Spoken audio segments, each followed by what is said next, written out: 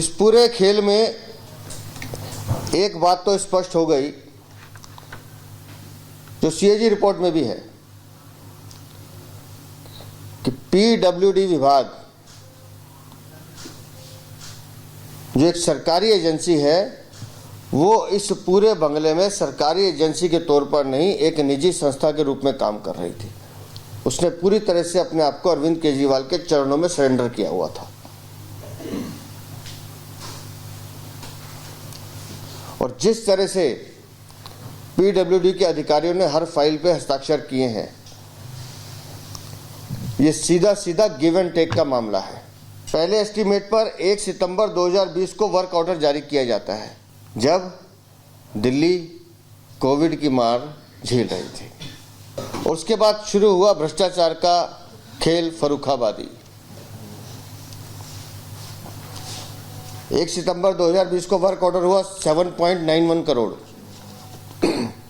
8 जून 2021 को रसोई और लॉन्ड्री के नाम पर 1 करोड़ 62 लाख का वर्क ऑर्डर इशू होता है।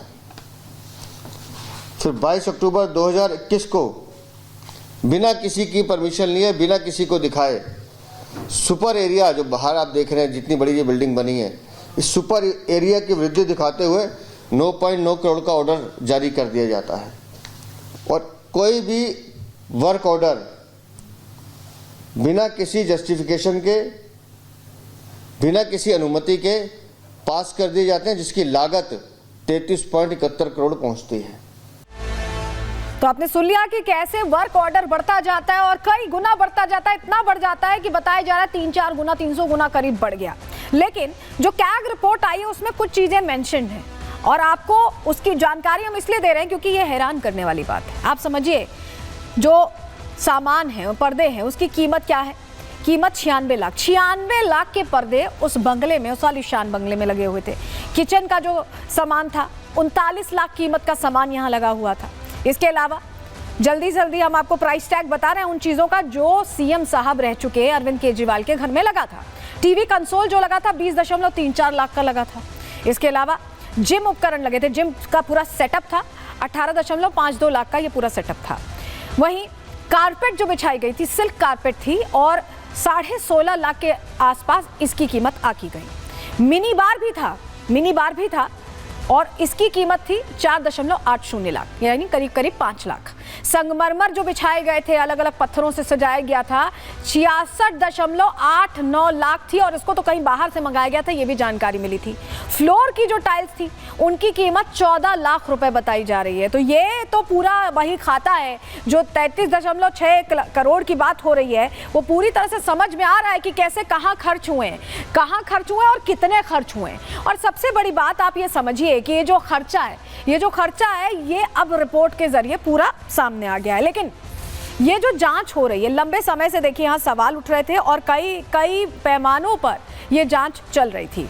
दिल्ली सीएम के बंगले पर पहले से ही विवाद शुरू हो गया था और 2023 में सीबीआई ने यहाँ पर एफआईआर इसको लेकर दर्ज की थी। आप ये समझिए 1 साल पहले ये एफआईआर दर्ज हुई और उसके बाद कैग भी रेनोवेशन मामले में जांच करने लगा। कैग जांच कर रहा था और उसमें रिपोर्ट तैयार हुई। गिरीश चंद्र मुर्मू ने ये कैग रिपोर्ट तैयार की और बीजेपी विधायक विजेंद्र गुप्ता ने भी इसको लेकर एलजी से शिकायत की थी, पत्र लिखा था। एलजी ने भी रेनोवेशन मामले की जांच के आदेश यहां दे दिए थे। पीडब्ल्यूडी के 3 इंजीनियर इस मामले में निलंबित भी किए गए थे क्योंकि पीडब्ल्यूडी ने धड़ाधड़ जो वर्क ऑर्डर बढ़ाया जा रहा था उसको सैंक्शन कर दिया था और धड़ाधड़ यहाँ पर काम शुरू होता रहा और इतना काम हो गया कि बिल करोड़ों में पहुंच गया। जितना अनुमान किया गया था उससे कई गुना ज्यादा।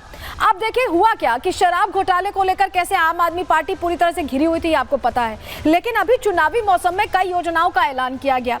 संजीवनी योजना, महिला योजना, ये तमाम योजनाएं जब सामने आई तो अब कहीं ना कहीं शराब घोटाले वाली चर्चा लुप्त हो गई थी। शीश महल का जिक्र नहीं आ रहा था। लेकिन अब कैग रिपोर्ट के आने के बाद फिर से भ्रष्टाचार पर आम आदमी पार्टी सरकार घिरती दिख रही है। रिपोर्ट इसी से जुड़ी दिखा रहे हैं।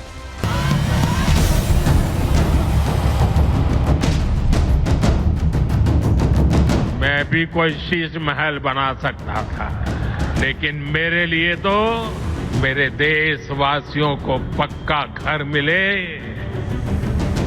यही एक सपना था।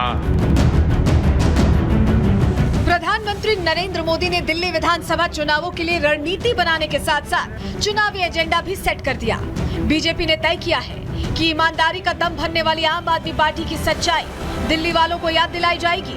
पीएम मोदी ने आपदा वाली सरकार के बंगले पर प्रहार करते हुए दिल्ली वालों के साथ किए गए छल पर प्रहार किया था। एक बड़े अखबार ने सीएजी रिपोर्ट के आधार पर शीश महल पर हुए खर्च का खुलासा किया है। और साथियों, आपको ये जानकर के पीड़ा होगी, दर्द होगा, अरे पूरे देश के लोग चौंक जाएंगे जब दिल्ली के लोग कोरोना से जूझ रहे थे, जब दिल्ली के लोग ऑक्सीजन और दवाओं के लिए भटक रहे थे, तब इन लोगों का पूरा फोकस अपना शीश महल बनवाने में था। पीएम मोदी के बाद अब दिल्ली के प्रदेश अध्यक्ष भी आप सरकार पर हमलावर हैं और पूर्व सीएम के बंगले पर हुए खर्च पर सवाल कर रहे हैं। भी कहती है कि ये तो सिर्फ 33.71 करोड़ रुपए का एक नॉर्मल सा मामला है, लेकिन 24 में और 2023 में जब इन्वेंट्री बनाई जाती है पीडब्ल्यूडी द्वारा और वो इन्वेंट्री पब्लिश की जाती है, तो पीडब्ल्यूडी ये भी स्पष्ट करता है कि ये इन्वेंट्री का जो सामान है ये सरकारी पैसे से नहीं लगा है। तो मैं ये उस इन्वेंट्री के सामान की लागत को जोड़ता हूँ तो ये मामला 75 से 80 करोड़ का बनता है। तो अरविंद केजरीवाल सामने आके स्पष्ट करें, इधर उधर की बातें ना करें कि इस भ्रष्टाचारी शीश महल में जो पैसा लगा अरविंद केजरीवाल वो कहाँ से आया है। तुम्हारे बाप का है क्या? तुमने दिल्ली की जनता के टैक्स के पैसे को लूट के यहाँ लगाया, तुमने भ्रष्टाचारी की है, चोरी की है, तुमने कमीशन खाई है, उस पैसे को तुमने यहाँ लगाया है, तो उसका हिसाब दें। पहले प्रधानमंत्री और अब प्रदेश अध्यक्ष के ये बयान बता रहे हैं कि बीजेपी भ्रष्टाचार के मुद्दे पर आम आदमी पार्टी को घेरने की तैयारी में है। वहीं सीएजी की ये रिपोर्ट इस बात की गवाही दे रही है कि सीएम आवास को आलीशान बनाने के लिए पैसा पानी की तरह बहाया गया। दिल्ली की जनता गर्मी में पानी के लिए तड़पती रही और पूर्व सीएम जकूजी और मिनी बार का लुत्फ उठाते रहे। खराब घोटाला हुआ, इसमें तो बाधा आना चाहिए। आपका जमुना में जो बाढ़ आया, जमुना का साफ सफाई नहीं हुआ, तो प्रधानमंत्री जी ने सही बोला है, ये आपदा का सरकार को हटाना है। और मेरा ख्याल से पब्लिक ने इसको मान लिया है, इसको ठान लिया है और इसको हटा के ही रहेंगे। भाजपाई, मैं तो बार बार कहता हूं भाजपाइयों के बारे में, भाजपा जब भ्रष्टाचार के खिलाफ बोलती है तो लगता है ओसामा बिन लादेन अहिंसा पे उपदेश दे रहा है। शराब घोटाले मामले में आम आदमी पार्टी की फ्रंट लीडरशिप बुरी तरह घिरी हुई है। ऐसे में आपकी तरफ से चुनावी वादे कर वोटर्स का ध्यान भटकाने की कोशिश की गई, लेकिन अब एक बार फिर बीजेपी और कांग्रेस आपको भ्रष्टाचार के मुद्दे पर पटकनी देने की कोशिश कर रही है। आम आदमी पार्टी पूरी तरह से चुनाव हारेगी और जो वो शीश महल बना, जिस शीश महल के अंदर करोड़ों रुपए का जनता के टैक्स का पैसा लगाया गया, इसमें कोई आश्चर्य की बात नहीं है कि उन्होंने अपने लिए ऐशो आराम के लिए बार बनाया। इससे और जिसे कहना चाहिए कि छोटी बात किसी सीएम के घर में नहीं हो सकती है। और ये पूरे दिल्ली की जनता का पैसा था, दिल्ली की जनता इस बार उनको माफ नहीं करेगी। जो शीश महल है ना, वो एक तरीके से स्कैम का अड्डा है, वो एक तरीके से विटनेस है केजरीवाल जी के करप्शन का। तो जब केजरीवाल जी पे चार्जेस तय होने शुरू होंगे ना, उस समय इस शीश महल में इन्वेस्टिगेशन होगी। उस जगह को सील करके रखना चाहिए और वो एविडेंस है एक बहुत बड़े स्कैम का, ताकि कल जब उनके खिलाफ कार्रवाई हो तो ये ना बोल पाए कि अंदर सीम स्टोन स्विमिंग पूल था ही नहीं साहब। दिल्ली का चुनावी रण त्रिकोणीय है। ऐसे में देखना ये होगा कि आम आदमी पार्टी इन सियासी हमलों पर पलटवार और वोट बैंक को साधे रखने में कितनी कामयाब हो पाती है। Bureau report, Republic Bharat.